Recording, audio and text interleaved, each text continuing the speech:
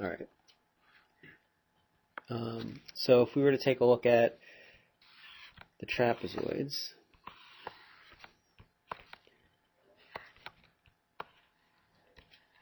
ooh, that's a bad trapezoid. I apologize. Oh my goodness.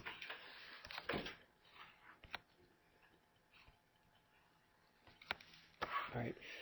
You can imagine, I think we just saw and felt like it was true, that if this, in this instance, is the left-hand rectangle by the blue, and then the red is the right-hand rectangle, that the trapezoid is actually, you can see visually that it is half of the blue plus the red. Right? We're actually taking the blue, taking the red, and then dividing by 2. It's the average because it's halfway between the blue and the red. We're shading part of that, exactly half of the area that's the difference. If you wanted another way of thinking about, oh boy. If you wanted another way of thinking about it, let's see, I'm going to call this A and this B. Are you alright that this height is f of A and this height is f of B? Is that okay? Cool. All right. So when you were doing the the left rectangle, that was f of A times B minus A. Is that true? Just in this case, it was the height times B minus A. Do you want me to call that delta x instead or something, or is it okay? No one's listening. Okay. And the right, we would have called f of b times b minus a, right? All right, so if you actually physically think about a trapezoid, back from geometry, and you take this trapezoid and you redraw it on its side. Do you see how that's this trapezoid right here? All right. What's the area of a trapezoid? Half of B1 plus B2 times H. Okay, so... Or that would be half of B, f of B plus f of A. All right, so half of f of B plus f of A, so half the bases, times the height. Well, what's the height of this trapezoid? That's the same as the width of the rectangles. Do you see how the height becomes the width? Mm-hmm. Sort of. You got to tilt your head. You got to tilt your head to believe. So times B minus A. That's a time, not a... I didn't put any times in, but I'll put them all in if you want. I just got confused with little, so This is a plus. That's a times. Yes, that's. Oh, I understand what you're saying. You're saying my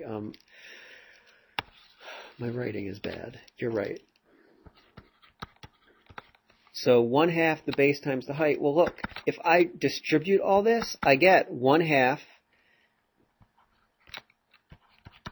f of b times b minus a plus f of a times b minus a. Guess what?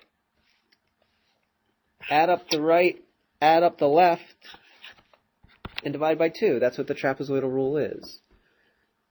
So I think I'm just over-reiterating something many, many ways. But the trapezoidal rule is the average of the left and right. You don't have to know, this, not particle, we can just do, right plus left and all right there. Yeah, definitely. And I just want you to understand that really what you are doing, even though you don't, what you are doing when you do right plus left divided by 2 is you're doing 1/2 base 1 times base 2 times the width. Now that's totally different from the midpoint rule. So the midpoint rule is yet another rule you could use. And the midpoint rule on any given interval, instead of using the left or the right, it uses the x value that's right in the middle. So if this is A and this is B, the height of this is f of B f of a plus b over 2. Right? It takes exactly the midpoint. It takes the average of the x values and plugs that into the function. And that's different from the trapezoidal rule. And if you don't believe it, you can always sketch yourself either a concave up or a concave down function. And if you think about an interval toward the bottom, the trapezoidal rule is that. The midpoint rule is that. Right? So we actually talked about the trapezoidal rule over approximates exactly when the midpoint rule under approximates and vice versa. So we need to summarize. All right. You ready? Maybe. As ready as you're going to be. Okay, so if f of x is increasing,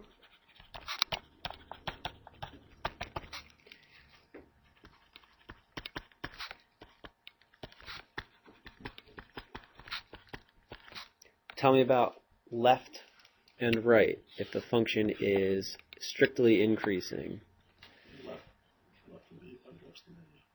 So left going to be under. All right, so left is an underestimate. And I guess right is going to be the overestimate.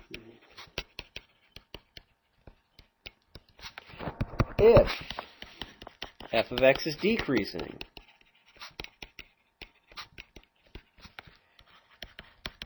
does it make perfect sense then that left is going to be the over and right's going to be the under? All right, now you told me, and I remember, I don't know if you remember, what's going to determine whether trapezoid is an overestimate and the midpoint is going to be the underestimate? When is that? What? Okay. Zach, I think you went one further. I think when it's concave up, this is true.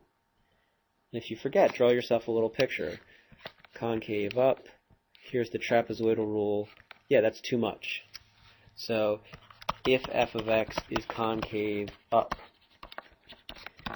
and I think it comes as no surprise if f of x is concave down,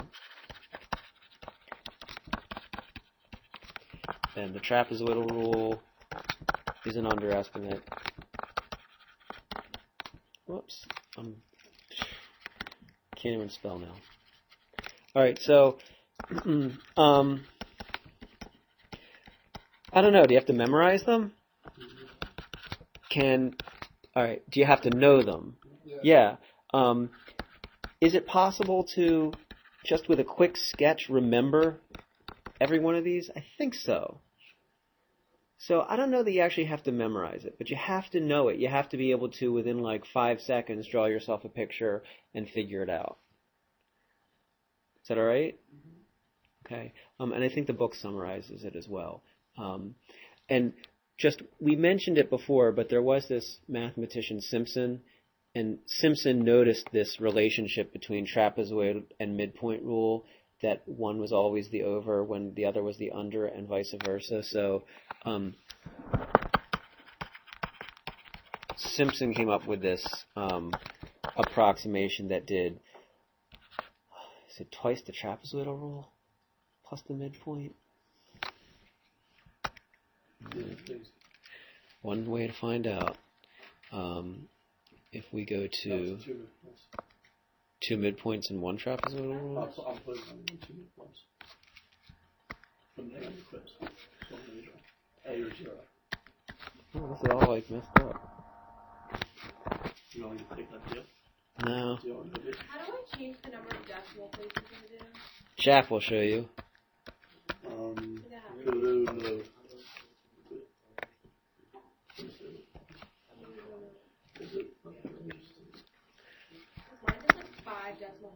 Wait, yeah, mine is I fixed that. What do you do? Go to mode, go to float, and press float. So when you run numint, it rounds everything to 5 decimal places. And if you want to get it to stop doing that rounding, you need to go to mode and set it to floating point decimal, and that means it will use as many decimal places as makes sense. All right, so we are going to go to program 1, and we can just say 0, 1. Oops. Twice the midpoint. Okay. So I think I was... All right, and then divide by 3. And just so you understand, that's what we call a weighted average. So this actually says that the midpoint rule is more accurate than the trapezoidal rule, because every time you do this, you have to take twice the amount that the midpoint's off, and that's about the amount that the trapezoid's off. So 2 times the amount that the midpoint's off, plus how much the trapezoid is off divided by 3 gets you a very good answer. Okay, as a matter of fact, if it's quadratic, it gets you an exact answer. All right, so tonight's homework. 7.5? It's crazy. Did I do something wrong? Are you sure? No, Okay, sometimes I write stuff down wrong. It's totally out of order in your book. I know it. But it's totally in order on your homework assignments. So it's 7.5. And you'll be asked to do questions like 11. Use the calculator for that? Now, I don't know. Does it say write out the terms or no? Yeah. I guess you can. I don't like that. All right, so here's the answer, Betsy. If you know that you can write out the terms, like on today's quiz, then you're okay. If you don't think you could actually write out the terms, then you should do it so you can. So I actually think we should do 11 C and D. Okay?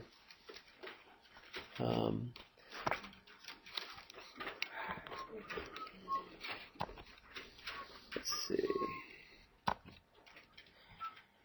Oh, that's not going to work. Let's try that again.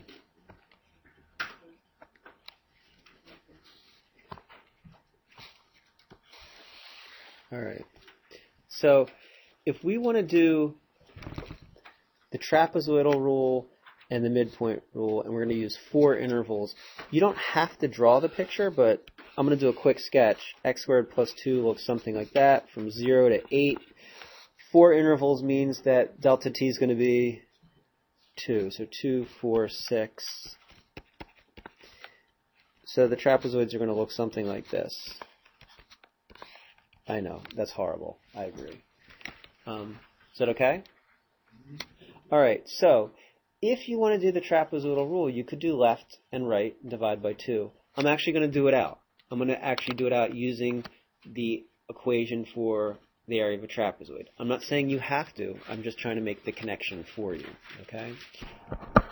So, I think Asa was saying, the area of a trapezoid is 1/2 the sum of the bases times the height. But remember, we're tipping the trapezoid on its side, so the height is actually here, and this is the base. All right, so the first one is 1/2. The first base is here, and the second base is here. So when I plug 0 in, what do I get out? 2. When I plug 2 in, what do I get out? And the width, or the height of that trapezoid, is always going to be 2. That's the first term. All right, so that's the first trapezoid. Who wants to try the second trapezoid? Jack? So it's 1/2 times 6 plus 4 is 16, 18. All right, 4 squared is 16, plus 2 is 18.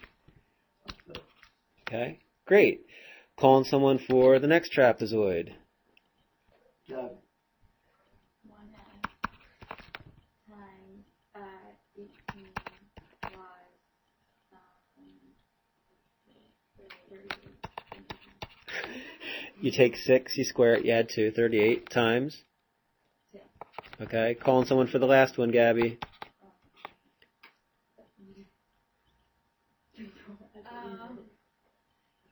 38 plus 66.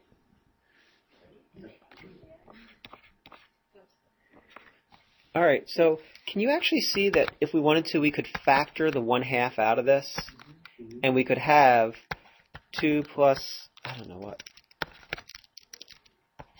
2 plus 6 times 2 plus 6 plus 18 times 2 plus, I could, hold on, 18 plus 38 times 2 plus 38 plus 66 times 2. And the reason I did it this way, I'm trying to show you that this is half. And can you see that? Can you see 2 times 2 and 2 times 6 and 2 times 18 and 2 times 38 is the left hand? Yes. And 2 times 6 and 2 times 18 and 2 times 38 and 2 times 66 is the left hand? So we're really... Sorry, thanks. Don't know what I'm saying. So we're actually doing the left hand and the right hand and then taking half of it. That's exactly what the trapezoid was supposed to be. So some of you would argue that if you already did A and B, why in the world, Mr. B, would you go ahead and do all that work? Well, all right, I would do it just to show you that we're going to get the same thing. All right? Asa? But if you already have 1/2 of the two bases multiplied by 2, can't you just cross out the 1/2 and the 2 and do 2 plus 6? You definitely can. But my whole point, just to really show you that what it is that when we did the trapezoids, it's really 1/2 of the left plus the right. And I just want you to be convinced of that. There are lots of shortcuts, but I want to really show you that that's what it is. There's also a coincidence. It is. You're right. So the 1/2 and the 2 wouldn't always cancel out. All right. Let's take a look at the midpoint. All right. So the midpoint rectangle does a little something different. It takes the midpoint of each of those intervals as its height. Is the width the same or different? Width's the same. Okay, so I don't know why it's thick. All right, so the first one, the width is going to be 2. And what's the height going to be? 4. How'd you get it? 2 plus 6 Mm-mm. It's A plus B. It's the divided difference. by It's two. yeah. No, it's A plus B divided by 2. All right, so talk to me, Betsy. A is B1, so that's Mm-mm. 2. 2 plus... She's right. Okay, I'll be quiet. Go ahead. Wait, I'm probably doing... I don't want to wrong. And then 2 plus 6. Mm-mm. That's what Jack wants to do. Tolly and then Will? It's the midpoint where the height is, when you plug in 1 for All right. So you have to plug in 1 for the first. That was what you were going to say too? All right. Oh, that's why you got 3. Yeah. Okay. So Tolly and Will are saying it's not about averaging the heights. It's about taking the average of the x values, 0 and 2, and plugging that in. So what's in the middle of 0 and 2? 1. What happens when you plug 1 in? You get 3. So actually, here's what I'm going to do. I'm going to write it a little differently. I'm just going to write it 2 times f of 1. And then I'll put in 3 the next step, but do you see how writing f of 1 might be helpful? All right, plus, Tolly and Will, I know you have it, so Tolly calling someone.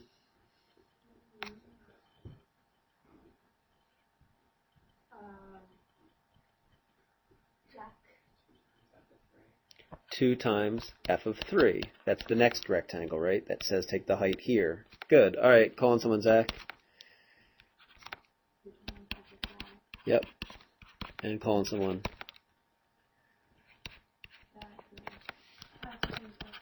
Awesome. All right, so f of 3 is what, 11? F of 5 is...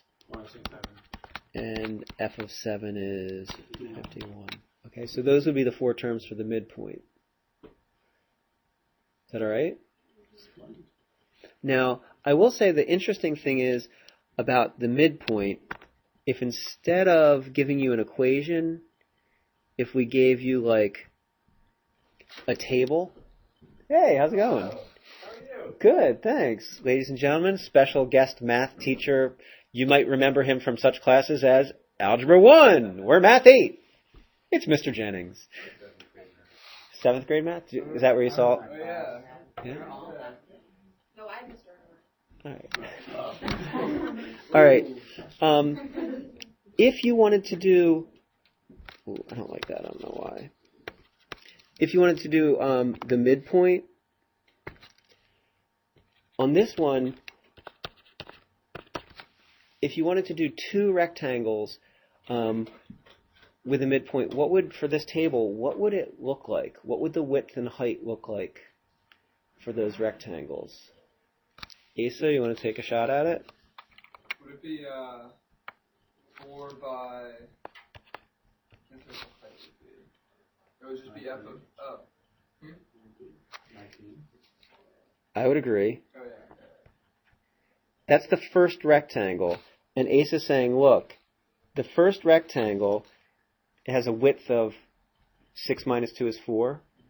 And which do we use to find the height? You use the one in the middle, 19. So the next rectangle would be width of 4. Right, isn't it still 4? Okay. Times 7. Guess what? If I asked you to do the midpoint with 4 intervals, you actually couldn't do it because you don't know what's between. You don't know what f of 3 is using that table. So that's sort of a bummer. There's a limitation of using tables with the midpoint rule. All right? All right. 7-5. Totally out of order in your text, but in order on the homework. Hopefully it works.